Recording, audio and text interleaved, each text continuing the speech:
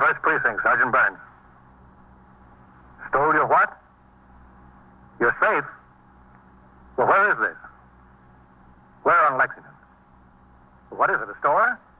You're in the muster room at the 21st Precinct, the nerve center. A call is coming through. When did you discover... You will follow the action taken pursuant to that call from this minute until the final report is written in the 124 room at the 21st Precinct. All right, the officers will be right over there. That's right. Just stay there. The officers will be right there. Yeah, right away. 21st Precinct.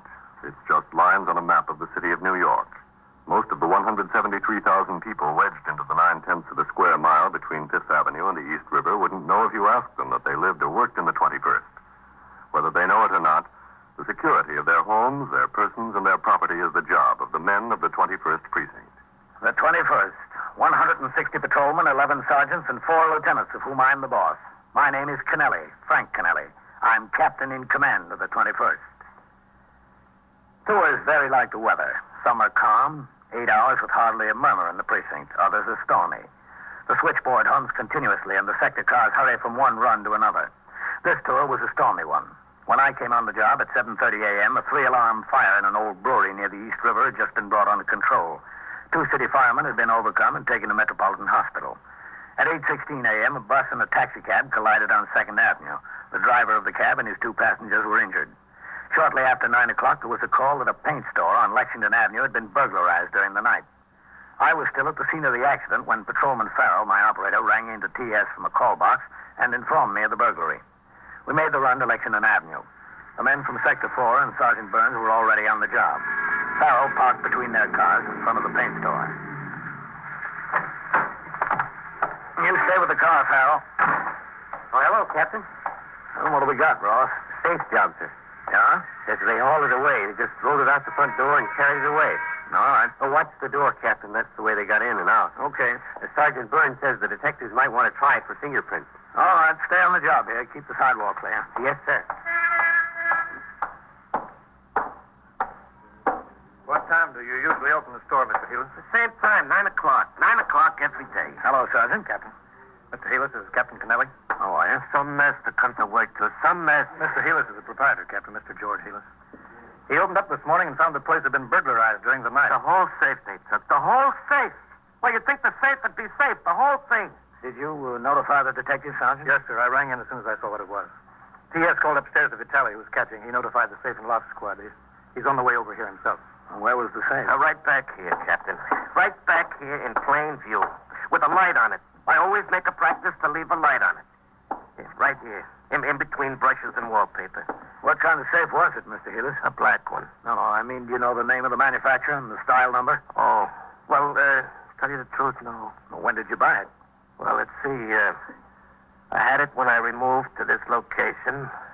Had it about a year then. I've been here 9 years, so I got the safe about 10. It's important that the detectives have a description of the safe. Don't you have the manufacturer's name and the model number written down someplace? Well, yes, to tell you the truth, I think I do. I think I got the original invoice from when I bought it. Well, good. That's all they'll need. Where is this invoice? In the safe. That figures. How was the entry made, Sergeant? The street door was jimmied, sir. It was a neat job. They got a bar in between the door and the frame and just snapped off the latch. Yeah. Now, when I walked up to the door, I could see something was screwy, Captain. I just touched it and it opened. The lock was broken off. Listen, I got my insurance policies in the safe, too. How does that make me stand uninsured? Well, you don't need your policy. Just get in touch with your broker. Do you have any cash in the safe? Oh, yeah, sure. That's why I keep the safe primarily. How much? Oh, $600-700. Your receipts from yesterday? Well, most of it. $450 is the receipt from yesterday. The rest is extra cash I keep around. Why? Why? Tell you the truth, Captain, it's a couple of $100 I had. I didn't want my wife to know about. You know, mad money. She knows everything I'm doing, how much I got in the bank down to the last nickel. You see, I'm the president, and she's secretary and treasurer of this little corporation we got here, Heelis Paints Incorporated. And she takes her job seriously, and I figured I'm entitled to a couple $100 she don't know anything about. What is it, $600 or $700? I've got to have it definite for a report. Well, between, I don't know. I have to check the register and so forth. Well, what else did you have in there, Mr. Heelis? Oh, a couple of dollars in stamps. Oh, for crying out loud. My war bonds. My war bonds was in there. Well, you won't lose anything there. You have a record of the serial numbers. Oh, yeah. Also in the safe. Well, you sure had a lot of faith in that safe, Mr. Healer. Well, who would have thought, you know? Listen, the government will make good on those, won't they? That's my hard-earned money in those bonds. What happened? Well, you better get in touch with the Treasury Department as soon as you can, Mr. Healer. Yeah, that's a good idea. As a matter of fact, we'll notify them ourselves. Anything else from there, Mr. Healer? My accounts receivable. Listen, how much chance is there of getting them back? I mean the bonds and the accounts receivable. I don't care about the cash. You know, this could develop into an expensive proposition. Treasury might give me a hard time, and without the accounts receivable, well, to tell you the truth, I'm a dead duck. Accounts payable, who cares? The people I owe, if I don't pay them, they'll let me know. But the people that owe me aren't going to come around here and volunteer the money. No, siree. You think I can get it back, Captain? The contents? Besides the cash, I mean? You probably will, Mr. Healer. So all they want is the cash. Your ledgers and war bonds won't do them any good. Oh, that's good news if it only comes true. What'd they do, Sergeant? Roll it along here? Yes, sir. You can see the tracks. Right down here and out the door. Must have had a pickup truck or a car waiting. A car? Well, they couldn't get that safe into a car. You know how big that safe is? Why, it comes up to here. Up to here. Well, there must have been 9 guys to move it. Look, I haven't had it out of that corner for 2 years. It was so heavy. Look at the dust back there. Are you in the store all alone, Mr. Healer? That's right, all alone. Oh, except on Saturdays. My wife comes down to give me a hand and work on the books. You know, she's got a job downtown on Wall Street. On Saturdays, she comes to help me out. Mm-hmm. Have you always been alone in the store? Well, yeah, for the last 3 or 4 years. I used to have help, but it got more than the traffic could bear. I couldn't keep them. I always had their problems, plus my own. I figured it didn't pay. 12 guys there must have been to roll that safe out of here. Believe me, it was this big, and heavy.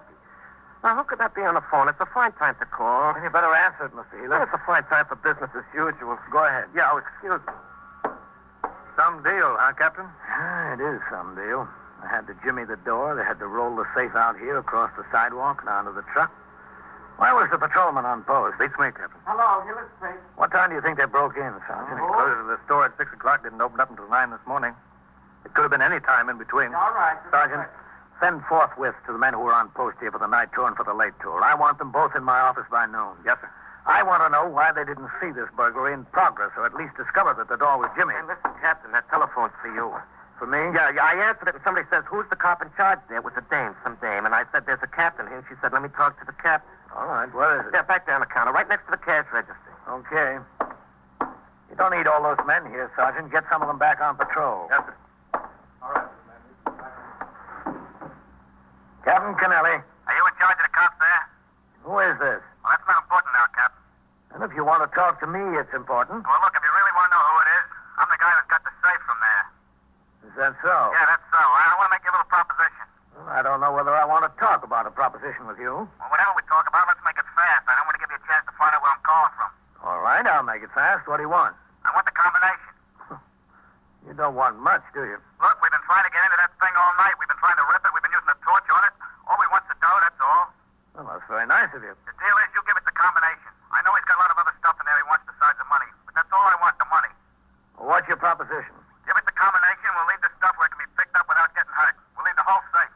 And if you don't get it? If we don't get it, the safe winds up the bottom of the river, and Helis never sees anything else he's got in there. That's fair, isn't it? How fair can you get?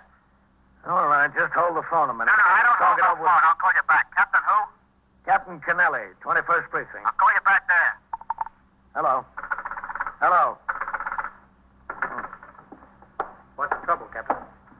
That was the burglar. The burglar? Did you say that was the burglar on the phone? Well, that's who he said he was. Well, what does he want? He wants the combination to the safe. Well, that's a lot of nerve. What does he think he is? He can't get it open. He said if he gets the combination, you'll recover everything else in the safe except the money. All he wants is the money. If he doesn't get it, the whole thing goes to the bottom of the river. You mean I could get my accounts receivable and my war bonds back? Well, that's what he said. Well, who cares about the money? I'm covered with insurance for that. I'll go along with him. I'm inclined to do that. Well, I don't know whether I am, Mr. Healer. Now, look, whose stuff is it? I got a lot to lose. We'll talk it over with the detectives. We'll see what they want to do about it. I've been a long time in this job, Captain. I never heard of anything like this before. You learn something new every day, Sergeant. Every day in the year.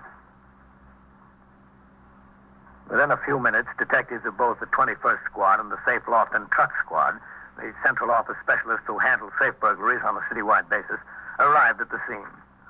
Sergeant Burns gave them such information as he had collected, and I told them of the phone call from the man who purported to be one of the burglars. The detectives took over the investigation, and Sergeant Burns instructed his men to resume patrol. I returned to the precinct house. Lieutenant Gorman told me he had sent forthwith to the homes of Patrolman Coley and White. These were the men who were on post number 6, which included the burglarized paint store during the preceding night and late tours. Both men were en route from their homes. I went into my office to read and assign reports and communications which had accumulated since I was on duty previously. At 20 minutes after 10, I had almost finished with the paperwork when I looked up and saw Lieutenant Matt King, commander of the 21st Detective Squad, and another man standing in the door. You got a minute, Captain? Yeah, sure, Matt. Come in. How are you, Captain? Fine, man. This is Detective Andy Sawyer of the Safe and Loss Squad. Oh, I'm glad to know you, Sawyer. Yes, sir. Sit down. Matt, sit down. Thank you. Pull that chair over. Well, it was an odd one this morning, wasn't it, Captain? Yeah, it sure was. How do you figure it, Sawyer? You fellas ever heard anything like that before? No, sir. Neither do I. Guy must be a psycho trying to swing a deal like that. Well, he didn't sound much like a psycho over the phone, Matt. How have you fellas got it figured? Well, there are a couple of things, Captain. One, Mr. Healer said it was a woman on the phone when he answered. You picked it up. It was a man. Yeah, that's right. Two, from the description Healers gave us of the box, it sounds like a certified 600. Now, a safe man who really knows his business wouldn't find much trouble getting into a box like that. He'd try ripping it. And if that didn't work, he'd use a cutting torch and get inside of it that way, especially since they carried it off and can work on it at their leisure. They aren't red-hot ironmen, that's for sure. Whoever they are, I don't think they've been long on trade. Well, how many do you think there were? Well, the box weighs 600 pounds. There must have been at least 3 of them, maybe 4. And what about the girl on the phone? I don't know, Captain. You know, I've got an idea about that. Yes, sir? Well, if this burglar was going to put the proposition to someone, who'd be the logical person? Not the cops on the job. That's right. The logical one would have been Healers. I don't think he wanted to talk to Healers. That's why he had the girl put in the call. You mean Healers might have recognized his voice? He might have. Yes, sir, that's a good possibility. But why the girl? There must have been at least 2 other men on the deal. Why the girl? Well, I don't know. Any number of reasons. Andy, do you think we ought to check out some of the people Healers knows? That's a good idea, Lieutenant. He said he used to have help in the store, but not anymore. How about his former employees? Yes, sir, there might be something there. Are you going to be around here all day? Well, I was going out on patrol again this afternoon, that's all. Why? Well, we figured this guy might call back here to see if the deal will go through. Well, what do you want me to do? Well, if he does, we've got the switchboard here. I'll be right out there. I'll keep one line open to the telephone company to get the location of the phone he's calling from. I'll have CB keep up a direct connection to the radio dispatcher. As soon as we can get the location, he'll have a car right over there. He won't stay on the phone long enough. He wouldn't this morning. He knows now that we're looking for his call. He's got to stay on long enough for you to give him the combination. Well, then, you want to go along with him? Yes, sir, we might as well. If it doesn't work and we don't get him, maybe at least Healers will get his property back. That's what he's most worried about anyway. Yeah, we'll be out at the board and start to work on every call that comes through to you, Captain, if that's all right. Yeah, that's all right. If you'll take just a few seconds longer to get to the phone than you normally do, we might have a chance. If he calls again. Well, Captain, he's got the safe. We've got the combination. If he had moxie enough to carry that safe out across the sidewalk, he's got enough to make another telephone call. Squad stationed himself next to the telephone switchboard, ready to use another line to trace any subsequent call from the safe burglar. He got head starts on 2 callers who asked for me, but both of them turned out to be ordinary police business. At 11 o'clock, Patrolman Coley, who had worked the 4 p.m. to midnight tour on the post where the safe burglary occurred, came into the precinct house as ordered. I questioned him thoroughly regarding his activities on post during the previous night. At the end of the interview, I was convinced that the burglary had not occurred through his negligence. Patrolman Coley was allowed to return to his home. By 11:35, the safe burglar had still not been heard from again. I finished my paperwork and started out of the office and into the muster room when I saw Patrolman White, dressed in civilian clothes, standing at the desk talking to Lieutenant Gorman. He saw me and crossed the muster room. Excuse me, Captain. Hello, White. I got a forthwith to appear at the precinct house, Captain. Lieutenant Gorman said you put out the order. That's right. Come inside. Yes, sir.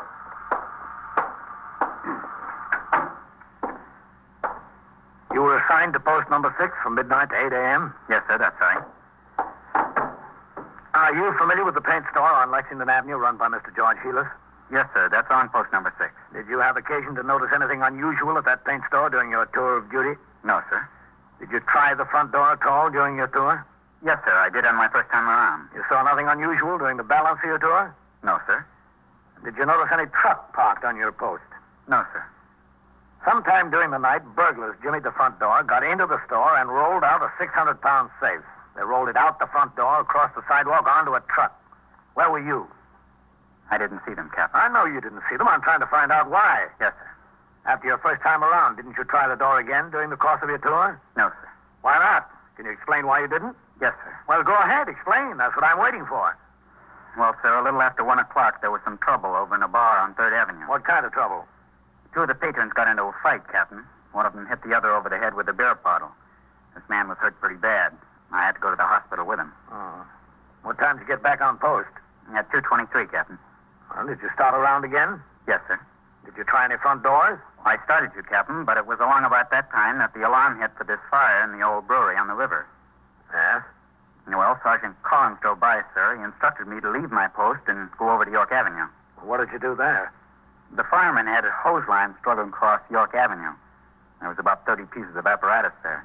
I was instructed to reroute traffic onto 1st and 2nd. Well, how long did you stay there? Until I was relieved, Captain. What time was that? 20 minutes after 8 o'clock this morning, Captain. I came to the station house and changed to my civilian clothes, sir. Then I went home and went to bed. And that's where I was when I got the forthwith. Okay, White. You can go on back to bed. Yes, sir. Thank you, Captain. Oh, White. Yes, sir, Captain. How long have you been in the job, White? I'm 4 months out of the academy, Captain. Do you know what Rule 107 is of the Rules and Regulations? I think so, sir. Well, what is it? Charges will be preferred against any patrolman who shall, through neglect of duty, fail to discover, report, and take appropriate action in connection with any act or conditions on his post requiring police attention during his tour of duty. Good. Don't forget it. No, sir, I won't. Okay. Go on home. Yes, sir. Thank you, Captain. Leave the door open. Captain Kennelly. Sawyer, Captain, there's a call coming through for you. I think it's our boy. Oh, all right. If you'll hang up, sir, let it ring 3 or 4 times. All right.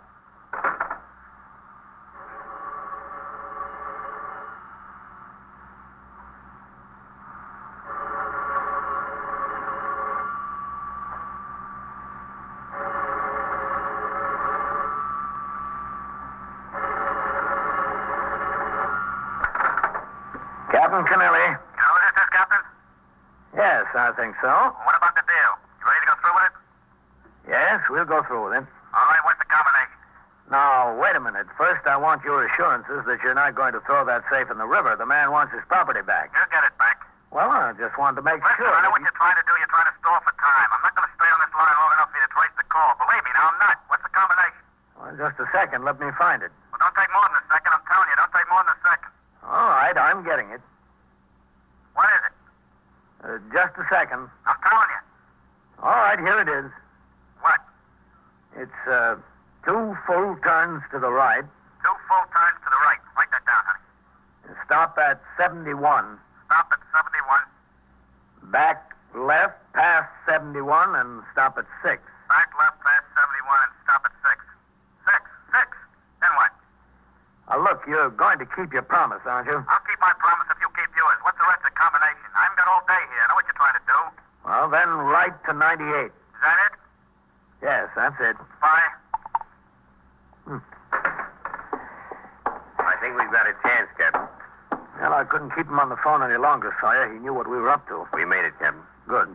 That girl was with him again. Apparently she was standing alongside of him, taking down the combination as he repeated it back. It was from a pay station. Ah, that figures. Drugstore on Astoria Boulevard. A car from the 114th Precinct's on the way. Well, that's fine. Maybe they'll make it. I'll call the squad out there and ask him to take a look, too. Okay. Yeah, I'll do it from the board. Oh, excuse me, Lieutenant. That's all right, go ahead. We got the call, Lieutenant. Did you talk to him, Captain? Yeah, I gave them the combination. They traced it to a pay station and a drugstore on Astoria Boulevard. Yeah, he's probably gone by now. Yeah, a car is on the way, and Sawyer's calling out the 114th squad and have them go take a look, too. Astoria, huh? Ah, that's right. You know something, Captain? I've had Vitale and Novak over there talking to that Mr. Heelis for the better part of the morning. Yeah. We've been going on the possibility that maybe your suggestion is correct. The man didn't want to talk to Mr. Heelis on the phone because he might recognize the voice. They asked him all about former employees and friends and relatives, anybody that he knew that was familiar with the store or worked there. Well, did you get anywhere? No place much, but one thing came out. What's that? Heelis' wife has a brother who's been in a little trouble. Oh, is that so? Yeah, he did one bit for grand larceny. He's been out for 2.5, 3 years. Hasn't gotten jammed up again since. Mm-hmm. Hewlett said his brother-in-law used to clerk at the store on Saturdays once in a while. You know, just help him out a little bit. Yeah. Said he wasn't much account as a clerk. Didn't know varnish from enamel. Said he hasn't seen his brother-in-law in about 7 or 8 months. Doesn't think his wife has either. Well, that's nothing in itself, is it? Hewlett would know his brother-in-law's voice over the telephone. Yeah. And his brother-in-law might think that Hewlett is a pretty good mark. Well, it's a possibility, but you still don't have much, man. Do you know where he lives, the brother-in-law? Where? Astoria. Well, I guess you want to talk to him. Yes, sir. I guess we do. In another minute or so, Detective Sawyer came into my office and told me that he had spoken to the acting lieutenant in command of the 114th Squad. 2 detectives from there were en route to the drugstore on Astoria Boulevard to see if they could locate the caller. It was determined that Detective Sawyer, accompanied by Detective Vitale of the 21st Squad, would go to Astoria and talk to the brother-in-law of the victim, Lee Goring. The fact that the brother-in-law lived in Astoria and had a criminal record was considered more than a coincidence. After they left my office, I turned my attention to other business at the precinct. At 1 p.m., I went on patrol and returned in time to turn out the platoon for the night tour at 4. The precinct was calmer than when I came on the job in the morning. The storm had abated. After the men marched out of the door, a call came from upstairs through TS. Lieutenant King would like to see me in the detective squad. I walked through the back room where several of the men who had just come off duty were standing around talking. I climbed the rickety stairs to the 2nd floor and walked into the 21st Squad. I saw Detective Sawyer sitting on the edge of a desk talking to a small, blonde young woman. I walked over to him. Well, I was just doing him a favor. That's all I was doing. Hello, Sawyer. Oh, hello, Captain. How are you? That's all. All he asked me to do was to make a telephone call for him. If a girl can't make a telephone call for a man, well, what's this world coming to? Captain, this is Eleanor Hoffel. How do you do? I'm sure. Well, I didn't have anything to do with breaking into that store. I wasn't anywhere near the place. I didn't even know what it was all about. He asked me to do him a favor, that's all, and I did. I didn't know what it was all about. He asked you to write down the combination, too, when he got it from the captain here. You knew what that was all about, didn't you? Well, not exactly. He's not the kind that tells you everything. Have you got it wrapped up, Andy? Yes, sir, pretty much.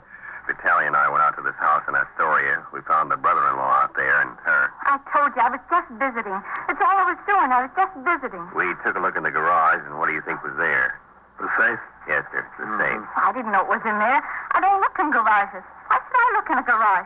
I was just visiting him, and he asked me to do a favor. You can't kill somebody for doing a favor. Where's the lieutenant? In his office? Yes, sir. I didn't know what it was all about. That's the honest to goodness truth. Yes. Captain Kennelly. Come in, Captain. Thought you'd like to meet this man, Captain. You've talked to him over the phone. Lee Goring. Look, what are we waiting for? You got the safe, you got me. Book me, get it over with, will you? I'm tired. Because you were up all night last night? Because I was up all night last night, yeah. Wasn't a very smart thing to do, break into your brother-in-law's store, was it? That was smart enough. The stupid thing was leaving the safe in my garage. I should have found someplace else. Did you find out who was with him on that deal last night, Ben? Yes, sir, he's told us. Sure, I told you everything. Why should I keep anything back? They walked out on me. You think I want to be in and them out? Not me, brother. I weak and easy. When I go down for the 3rd time, I take everybody with me. Why'd you pick on your own brother-in-law? I wanted to keep the money in the family. That was thoughtful, wasn't it, Captain? Yeah, very. We're sending a truck out after the safe, Captain. I'm kind of anxious to see it. Sawyer told me they clawed at it, hacked at it, and burned it with a torch, tried to knock the knob off. Couldn't make a dent in it. Must be a pre-war safe. Did they build them like that today? Who's got a chance with one of those things? And it's work. You know that's work? To get it out of the store, onto the truck, and out to the garage, then to go to work on it. You know we worked on that thing from 3:30 this morning till almost 8. We couldn't make a dent in it. Is that when you got the bright idea to call me? Yeah.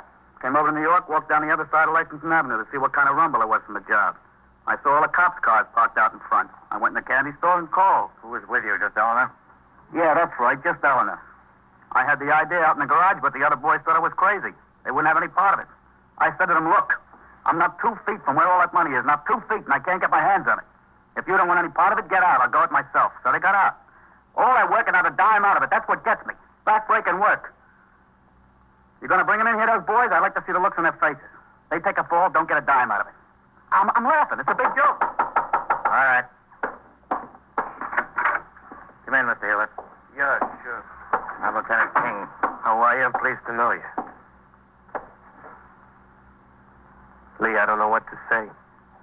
Say hello. I'm ashamed of you, Lee. Really ashamed of you. My own wife's brother to do such a thing. What do you want from me, George? I did it. What am I going to do? Say I'm sorry? You would really throw the safe from the river, your own brother-in-law's accounts receivable and bonds at the bottom of the river? river, I can understand how you would do it to me, but your own flesh and blood is my wife. George, don't knock yourself out. Why did you do it, Lee? Why didn't you come to me if you needed money? I needed money, but who needed a song and dance with it? Captain, do you understand it? I don't. A grown man, look at him. In his trade, he can go out and make $20, $25 a day. $25 a day, and he's got to get himself in trouble again like this. What's the answer? $25 a day. Well, Mr. Heelis, the answer seems to be that he prefers night work.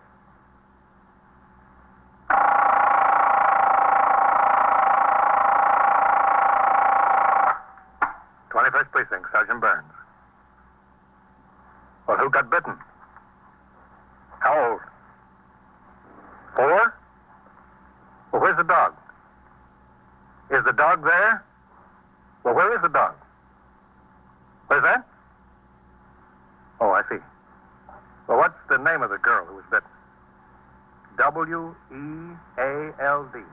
And so it goes. Around the clock, through the week, every day, every year. A police precinct in the city of New York is a flesh and blood merry-go-round. Anyone can catch the brass ring, or the brass ring can catch anyone. 21st Precinct, a factual account of the way the police work in the world's largest city, is presented with the official cooperation of the Patrolmen's Benevolent Association, an organization of more than 20,000 members of the Police Department, City of New York. Everett Sloan in the role of Captain Kennelly, Ken Lynch as Lieutenant King. Featured in tonight's cast were Larry Haynes and John Sylvester, Scott Tennyson, Wendell Holmes, William Flatley, and Joan Morgan. Written and directed by Stanley Niss. Produced for CBS Radio by John Ives. Art Hannah speaking.